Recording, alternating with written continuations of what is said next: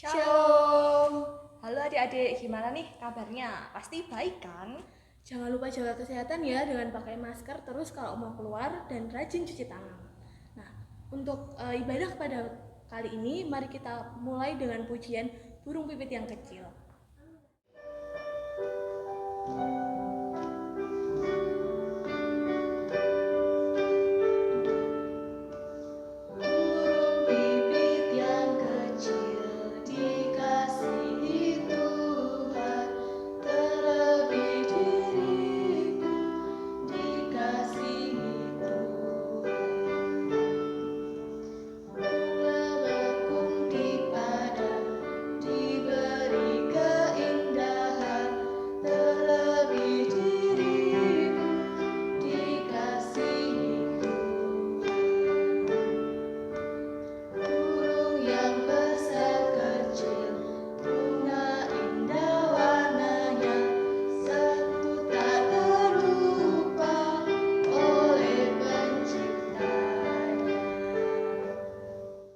Adik-adik, untuk mengawali ibadah kali ini, mari kita awali dengan doa. Saya hantarkan. Lipat tangan, pejamkan mata dan tundukkan kepala. Mari kita berdoa. Allah Bapa kami yang bertata di dalam kerajaan surga, bersyukur selalu Tuhan atas kasih setiamu yang selalu melimpah dalam kehidupan kami Bapa. Tuhan, sebentar lagi kami anak-anakmu akan memulai ibadah sekolah minggu ini. Kiranya firman-Mu dapat tertanam, berbuah di dalam kehidupan kami Bapa. Dan ampuni atas segala dosa dan kesalahan kami Tuhan. Doa ini kami panjatkan hanya di dalam nama-Mu. Dalam nama Tuhan kami Yesus Kristus, kami berdoa dan mengucap syukur. Haleluya, amin. Nah, sebelum mendengarkan firman, mari kita menyanyikan lagu pujian Dengar Dia Panggil Nama Saya.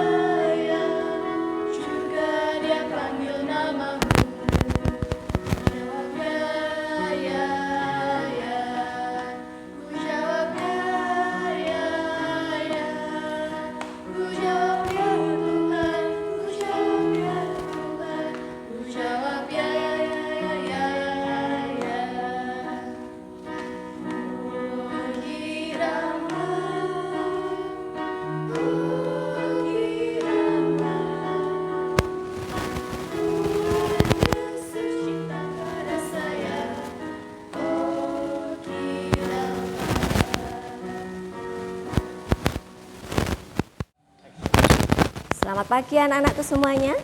Apa kabar kalian? Sehat semua? Sukacita semua? Puji Tuhan.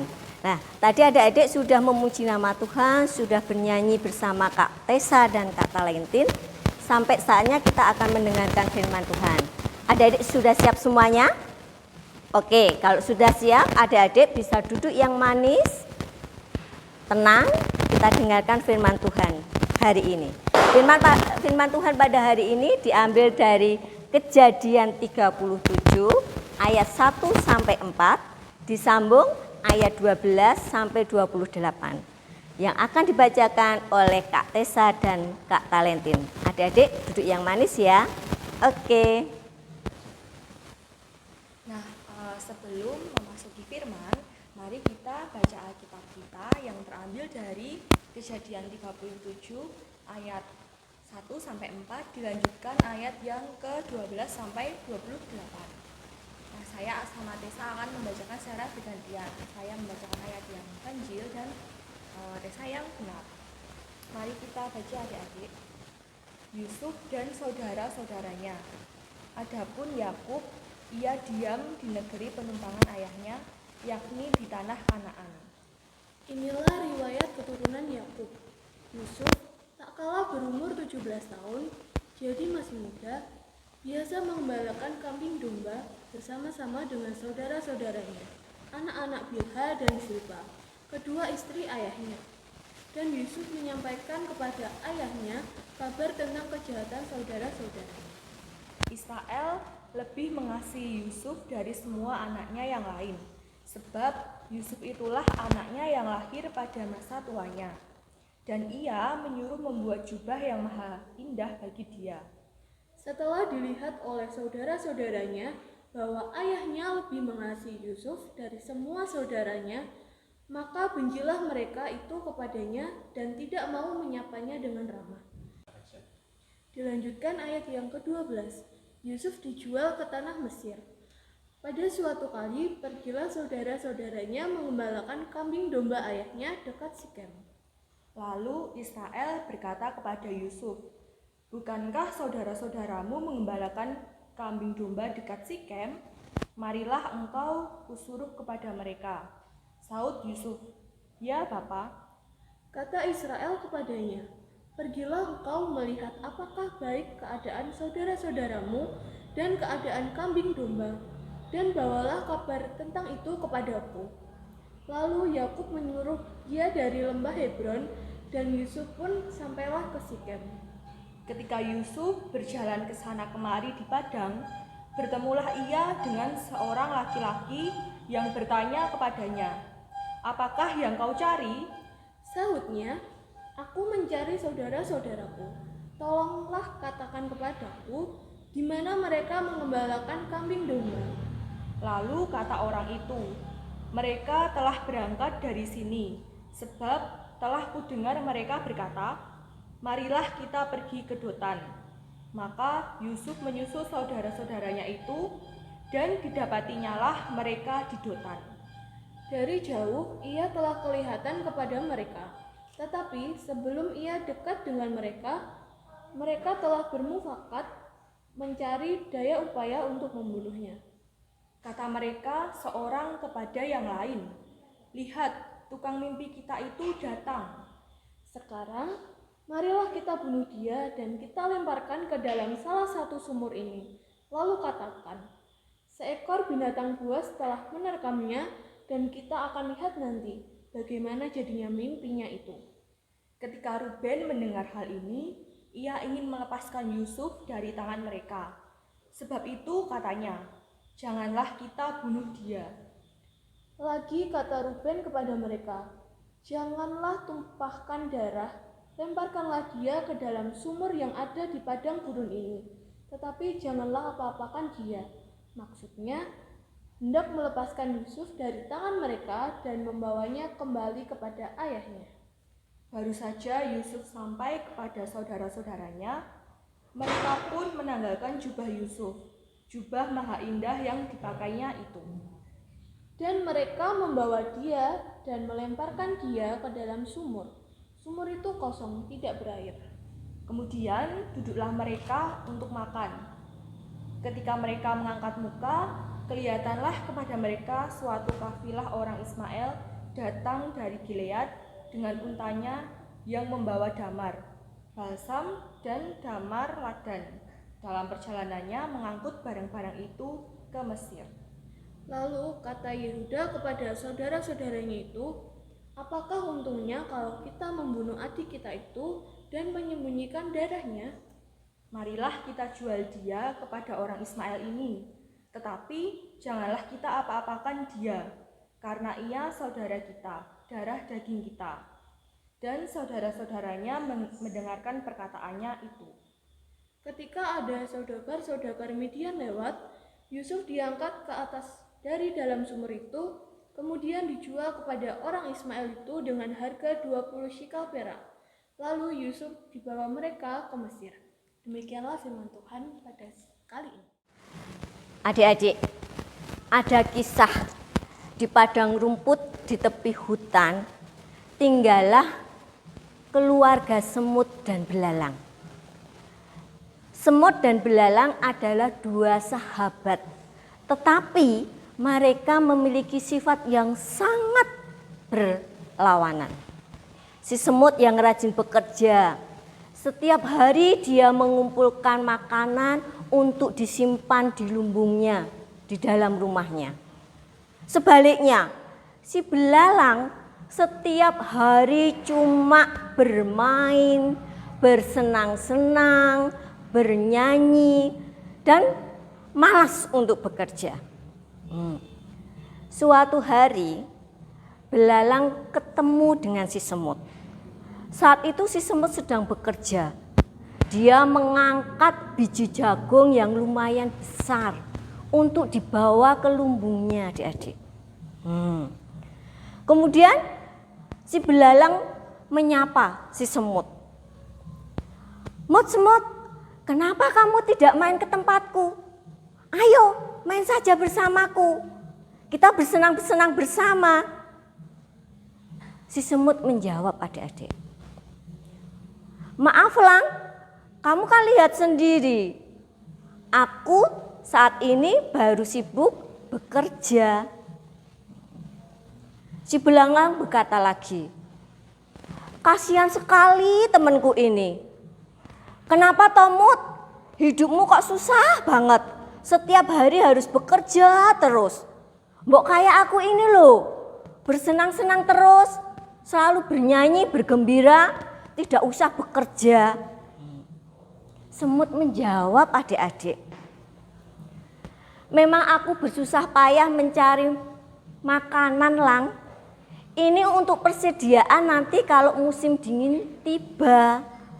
Karena kalau musim dingin tiba, tidak ada tumbuhan yang hidup loh Lang. Kita akan mati kelaparan kalau kita tidak menyiapkan makanan mulai dari sekarang. Mendengar jawaban si semut, belalang malah tertawa. Semut ki lucu. Semut. Musim dingin itu masih jauh ya kawan. Mengapa hidupmu merepotkan diri semacam ini? Masih ada hari esok kawan. Ayo toh kita bersenang-senang saja. Jawab semut. Benar Lang, masih ada hari esok. Tapi kalau musim dingin tiba, tanaman semuanya mati. Kita akan mati kelaparan jika tidak mengumpulkan dari sekarang. Si belalang terus mentertawakan si semut yang sedang bekerja. Sambil dia terus bermain, musik, bernyanyi, dan bergembira. Sementara si semut, dia tidak terganggu sama sekali oleh ejekan si belalang. Si semut tetap terus bekerja keras mengumpulkan makanan walaupun dia bekerja dengan sekuat tenaga. Terlihat keringatnya menetes dengan deras. Karena apa adik-adik? Karena dia selalu mengangkat makanan yang berat dari tempat yang jauh untuk dikumpulkan ke lumbungnya.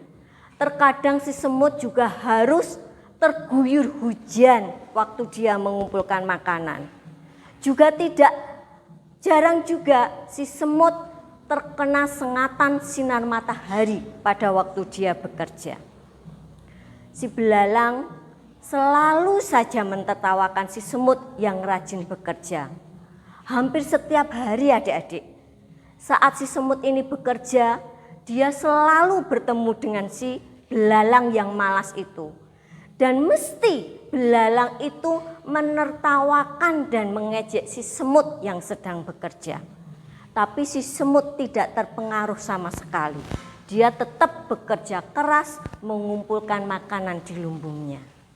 Nah, akhirnya adik-adik, musim dingin pun tiba. Lumbung di rumahnya si semut sudah terisi penuh dengan makanan. Sementara lumbungnya si belalang cuma sedikit makanan yang ada, adik-adik. Karena apa? Belalang mengira kalau musim dingin itu akan cepat berlalu. Tak disangka adik-adik, sudah 1 bulan musim dingin ini berlalu. Akhirnya persediaan si belalang habis, anak-anakku. Apa yang dilakukan belalang? Dia berusaha mencari makanan keluar rumah. Dia keluar rumah mencari tanaman yang ada daunnya untuk diambil untuk persediaan makanannya. Tapi tidak ada satupun tanaman yang tumbuh, anak-anakku. Semuanya terlihat putih, tertutup salju. Sehingga tidak ada daun-daunan yang bisa diambil oleh si belalang. Akhirnya belalang datang ke rumah si semut. Dia mengetuk pintu. Tok, tok, tok.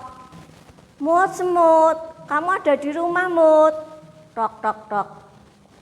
Mendengar pintu diketuk, si semut membukakan pintu. Oh, kamu Lang. Kenapa kamu datang ke sini, Lang? Si belalang berkata, adik-adik, Mut, mbok aku dikasih sedikit persediaan makananmu. Persediaan makananku sudah habis. Sekarang ini aku sangat kelaparan. Tolong, Mut. Si semut berkata, enak saja kamu, Lang. Kemarin waktu aku bekerja mengumpulkan makanan, kamu selalu mengejek aku, menertawakan aku. Sekarang seenaknya sendiri mau makan di tempatku. Gak boleh, pergi sana kamu cari sendiri makananmu. Kemudian si semut menutup pintunya dengan geram sambil ngedumel, adik-adik. Enak aja, ndek wingi-wingi ngejek-ngejek, sekarang minta. Akhirnya si belalang pergi dari rumahnya si semut, adik-adik. Dia masih berusaha mencari makanannya untuk menyambung hidupnya. Tapi sama sekali tidak mendapatkan makanannya, adik-adik. Sampai saatnya dia sangat kelaparan dan kedinginan. Apa yang terjadi selanjutnya, adik-adik? Si belalang pingsan karena dia kedinginan dan kelaparan. Waktu si semut keluar dari rumah, dia melihat belalang tergeletak di halaman rumahnya. Dia sudah pingsan. Melihat sahabatnya pingsan di halamannya, si semut tidak tega juga, adik-adik. Akhirnya belalang dibawa ke rumahnya si semut. Dikasih penghangat tubuhnya, dikasih makan oleh si semut, dikasih minuman yang hangat. Akhirnya si semut dan belalang bisa bertahan sampai musim dingin berlalu, adik-adik. Inilah si semut akhirnya bisa mengampuni si belalang yang selalu mengejeknya dan mau berbagi makanan kepada si belalang. Adik-adik, kisah Yusuf hampir sama dengan kisahnya si semut ini. Yusuf selalu menjalani kehidupannya dengan penuh tantangan dan rintangan, adik-adik. Sebetulnya kehidupan Yusuf itu sangat-sangat nyaman, adik-adik. Semua kebutuhannya bisa terpenuhi, dia hidup bahagia bersama bapaknya yaitu Bapak Yakub, bersama 11 saudaranya, juga bersama ibunya si Rahel. Bapak Yakub lebih sayang, lebih menyayangi si Yusuf dari saudara-saudaranya yang lainnya. Karena itu Bapak Yakub memberikan jubah yang maha indah kepada Yusuf. Lah, melihat Bapak Yakub yang lebih mengasihi Yusuf daripada saudaranya yang lain, ini yang menimbulkan iri dari saudara-saudaranya yang lain. Pada suatu hari Yusuf bermimpi, adik-adik. Apa mimpinya Yusuf? Dia bermimpi berkas gandum 11 saudara-saudaranya itu mengelilingi dan menyembah berkas gandum milik si Yusuf. Itu mimpi pertama si Yusuf. Kemudian Yusuf bermimpi lagi adik-adik. Dia bermimpi matahari, bulan, dan 11 bintang. Dia sujud dan menyembah kepada Yusuf. Yusuf menceritakan mimpinya itu kepada Bapak Yakub dan ke-11 saudara-saudaranya. Mendengar mimpi si Yusuf ini, saudara-saudaranya semakin benci kepada Yusuf. Kenapa kita harus menyembah Yusuf? Enak saja. Lah, inilah awal mula kebencian saudara-saudaranya kepada Yusuf, adik-adikku. Suatu hari Bapak Yakub meminta Yusuf untuk menemui saudara-saudaranya yang sedang mengembalakan kambing dombanya, anakku. Si Yusuf karena anak yang patuh kepada ayahnya, dia manut. Akhirnya dia berangkat menemui saudara-saudaranya yang sedang mengembalakan kambing dombanya. Yusuf bertemu dengan saudara-saudaranya yang sedang mengembalakan kambing dombanya di daerah Dotan, adik-adik. Yusuf senang sekali bisa ketemu dengan saudara-saudaranya.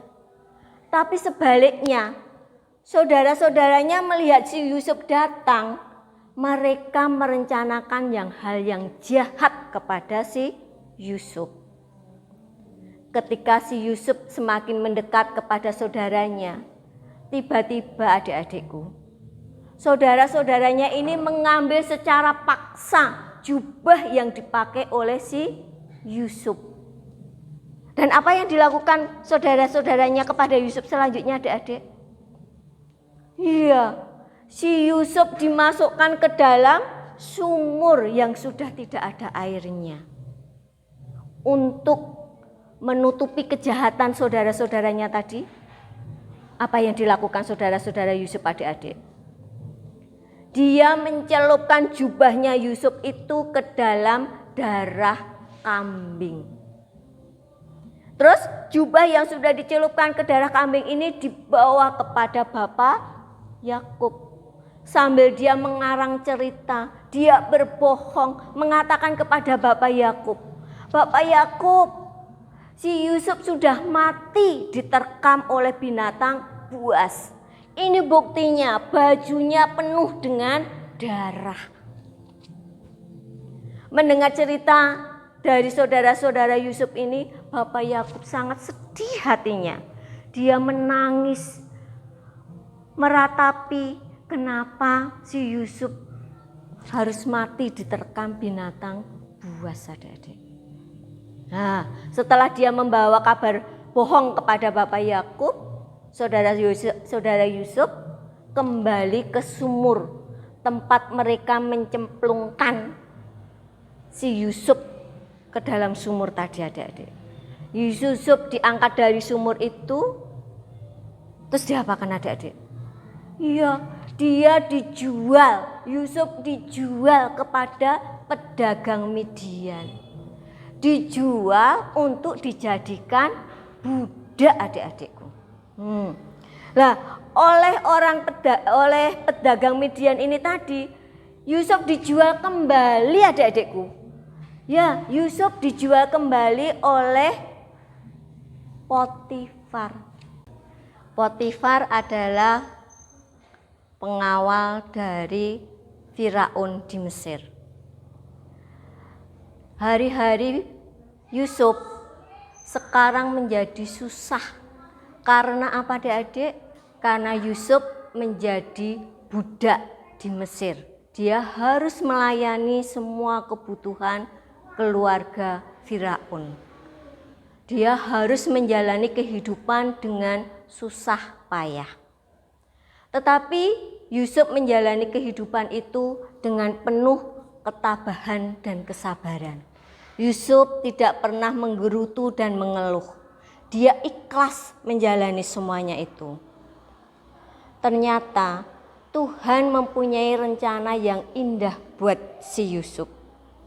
Karena ketekunannya, kesabarannya, dan si Yusuf selalu mementingkan kehendak Tuhan, selalu meminta petunjuk dari Tuhan. Akhirnya Yusuf diangkat menjadi orang kepercayaan Firaun. Yusuf diberi kepercayaan Firaun untuk mengumpulkan bahan makanan untuk persediaan musim kering yang akan datang. Inilah rencana Tuhan terbukti indah pada saatnya. Ternyata dengan kejadiannya Yusuf yang dimasukkan ke sumur oleh saudaranya, dijual untuk menjadi budak. Akhirnya dia menjadi orang kepercayaan Firaun. Yusuf dipakai oleh Tuhan untuk memberi bantuan kepada orang-orang Mesir dari bencana kekeringan. Yusuf juga dipakai oleh Tuhan untuk membantu keluarganya dari kelaparan. Si Yusuf juga dipakai oleh Tuhan untuk membantu saudara-saudaranya yang sudah mencelakainya dari kelaparan. Inilah adik-adik, kehidupan kita sehari-hari tidak selalu berjalan mulus karena sering terjadi tantangan dan rintangan. Tapi kita sebagai anak Tuhan, kita harus selalu tabah dan yakin dan percaya bahwa Tuhan mempunyai rencana yang indah buat kita.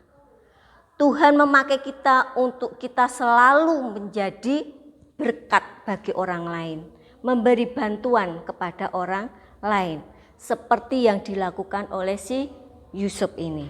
Walaupun dia mengalami banyak tantangan dan rintangan, tapi dia tidak pernah putus asa. Dia selalu berserah diri kepada Tuhan dan yakin bahwa Tuhan pasti punya rencana yang indah buat kita semuanya. Semangat adik-adik. Sampai di sini acara sekolah minggu kita. Kita lanjutkan minggu depan. Salam. Nah, untuk selanjutnya mari kita persembahan yang diiringi lagu bersyukur. Bersyukur, bersyukur, berilah syukur, bersyukur, sesaat ataupun senang bersyukur. Panjatkan doamu, usahkan hatimu, kasihnya Yesus jadi milikmu. Bersyukur, bersyukur, berilah syukur, bersyukur, sesaat ataupun senang bersyukur. Panjatkan doamu, usahkan hatimu, kasihnya Yesus jadi milikmu. Nah, tadi kan kita udah mengumpulkan sedikit persembahan. Nah, sekarang mari kita hanturkan persembahan tersebut ke dalam doa. Saya yang hantarkan. Mari tundukkan kepala, lipat tangan. Mari kita berdoa. Tuhan, terima kasih ya Tuhan atas segala berkat yang telah Engkau berikan kepada kami. Dan inilah sedikit yang bisa kami berikan ya Tuhan. Kiranya dapat memuliakan terus kerajaan-Mu dan dapat berguna bagi kerajaan-Mu. Dan Tuhan, sebentar lagi kami akan menyelesaikan ibadah pada kali ini. Terima kasih ya Tuhan karena berjalannya ibadah kali ini bisa lancar, dan terima kasih karena adik-adik telah bersemangat untuk mengikuti ibadah pada kali ini.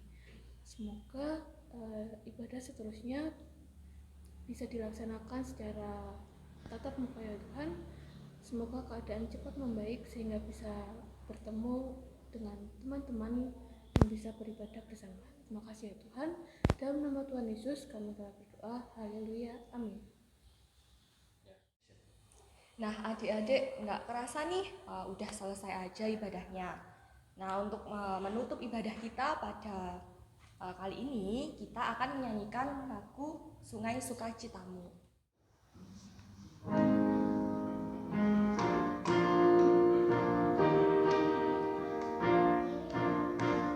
Sungai sukacitamu mengalir jalan.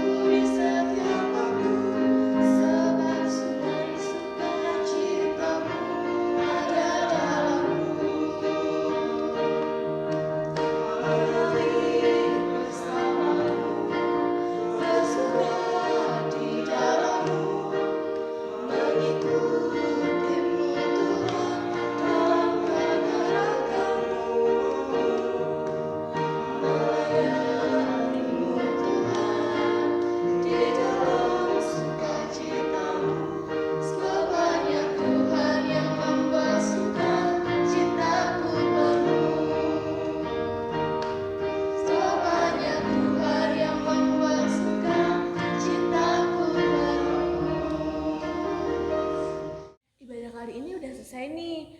Sampai jumpa minggu depan ya. Tetap jaga kesehatan dengan pakai masker dan cuci tangan. Dadah.